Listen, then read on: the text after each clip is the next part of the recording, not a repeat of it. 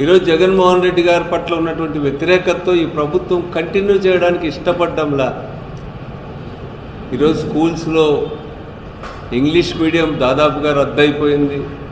CBSE syllabus, IB syllabus, Byju's content ఇచ్చేటువంటివి అన్నింటిని కూడా ఈ ప్రభుత్వం పక్కన పెట్టేసింది, నీరు గార్చేసింది.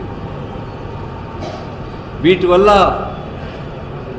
ఏ సంస్కరణలు అయితే విద్యారంగానికి అత్యంత అవసరమని తీసుకొచ్చాడో జగన్ గారు, వాటన్నింటినీ ఈరోజు తిరోగమన దిశ పట్టించినారు. ఇదేదో జగన్ గారు తనొక్కడే వేసింది కాదు, ఇది చాలా నిష్ణాతులైనటువంటి విద్యావేత్తల్ని, సామాజిక శాస్త్రవేత్తల్ని వీళ్ళందరి సలహాలు తీసుకొని ఈ మార్పులన్నీ జగన్మోహన్ రెడ్డి గారు తీసుకొచ్చినారు.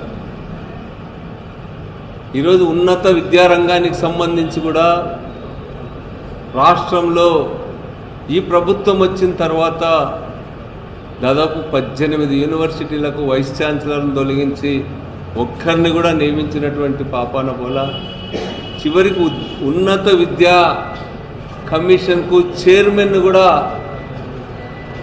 ఈరోజు వరకు ఏర్పాటు చేయకపోవడం అనేటువంటిది అత్యంత శోచనీయమైనటువంటి విషయం. విద్యను నిర్లక్ష్యం చేస్తున్నారు. అందుకనే ఈరోజు ఏదో జగన్ గారు ఒక ప్రకటన చేస్తేనే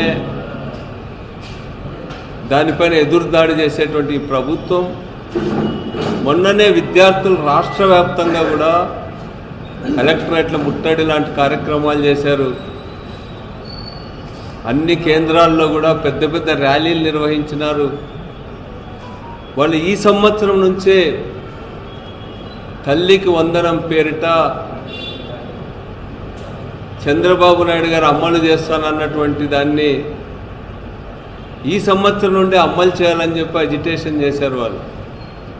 అదేవిధంగా విద్యార్థులకు ఇవ్వాల్సినటువంటి బకాయిలన్నింటినీ కూడా వెంటనే ఇవ్వాలనేటువంటిది, హాస్టల్స్ దుస్థితి పైన వీటన్నిటిపైన రాష్ట్ర వ్యాప్తంగా ఏఎస్ఎఫ్ లాంటి సంస్థలు, ఎస్ఎఫ్ఐ లాంటి సంస్థలు, ఇతర అనేక సంస్థలు అజిటేషన్ చేశాయి. చివరికి కూటమిలో భాగస్వామ్యమైనటువంటి బీజేపీ పార్టీకి అనుకూలమైనటువంటి ఏబీవీపీ వాళ్ళు కూడా రాష్ట్రంలో ఈ డిమాండ్స్ పైన ధర్నాలు ఇవన్నీ కూడా చేశారు. గవర్నమెంట్ వచ్చిన 6 నెలలకే విద్యార్థి లోకం ఇంత పెద్ద ఎత్తున బజార్లలోకి వస్తూ ఉంది.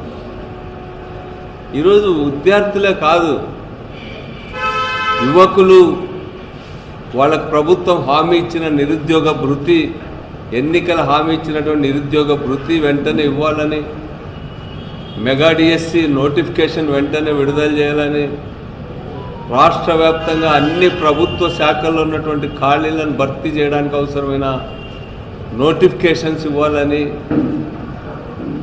వాళ్ళందరూ కూడా రోడ్లలోకి వచ్చి వాళ్ళు నిరసన తెలియజేస్తూ ఉన్నారు. ప్రభుత్వాన్ని డిమాండ్ చేస్తూ ఉన్నారు, ప్రభుత్వాన్ని నిలదీస్తూ ఉన్నారు.